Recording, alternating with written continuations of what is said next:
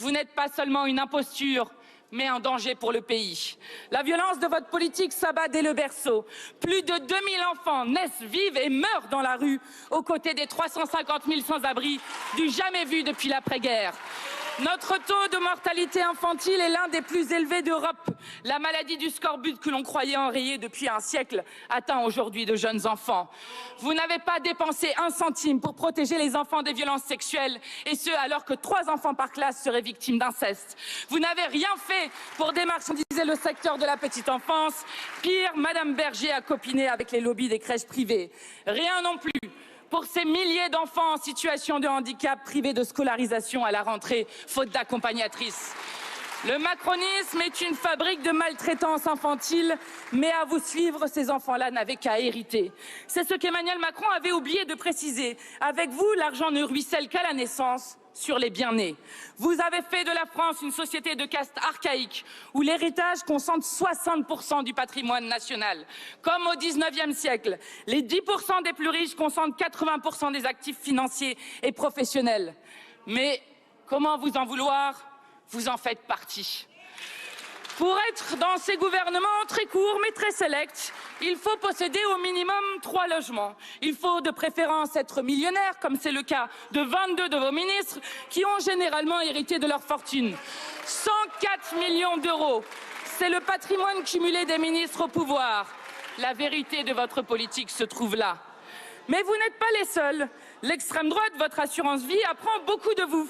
La Le Penny, qui a refusé par 8 fois de voter la censure de votre gouvernement et qui a empêché la discussion de la destitution d'Emmanuel Macron, la Le Penny pactise désormais avec les grands patrons. Elle promet que son programme raciste maintiendra les fondamentaux d'Emmanuel Macron. Voilà que se dessine la ligne de partage dans les grands choix qu'auront à trancher notre pays. Celui que nous proposons est connu. Diplomatie non alignée au service de la paix. Relance de l'économie par la consommation populaire. Justice fiscale, nouveaux droits, investissement dans la bifurcation et l'adaptation écologique, passage à la 6e République pour mettre un terme au pouvoir d'un seul au détriment de tous. En face du macronisme à l'extrême droite, tous s'accordent sur la destruction des conquêtes sociales, les politiques climaticides, le statu quo sur la 5e République, le tout sécuritaire et le consensus islamophobe. L'alliance entre Macronie et Le Penny contre le progrès social humain a trouvé sa synthèse au ministère de l'Intérieur. En 1 an, Bruno Retailleau aura trouvé plus de temps pour tweeter sur chaque député insoumis que pour réagir au meurtre par l'extrême droite d'Aboubacar Cissé, de Hichem Miraoui ou de Jamel Benjabala. Gesticulation introuvable quand il s'agit d'un défilé de néo-nazis, de l'agression par les fascistes du compagnon d'un député, d'une chasse aux personnes noires en Creuse ou encore des 70 féminicides perpétrés sous son mandat. La ruine que vous avez produite n'est pas uniquement économique, elle est aussi morale. À l'international, la voix de la France ne porte plus. France Diplomatie a laissé place à France Incantation. L'abominable génocide perpétré par l'armée israélienne à Gaza ne rencontre aucun obstacle du côté de la France, qui vient encore de livrer des dizaines de millions d'euros d'armes à un État dirigé par des criminels de guerre.